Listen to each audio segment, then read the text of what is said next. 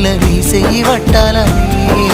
నల్లని సీకట్లో ఒకదాన్నే కూసున్నా దిక్కులేని వచ్చినయ్యి బావా నువ్వెప్పుడొస్తావని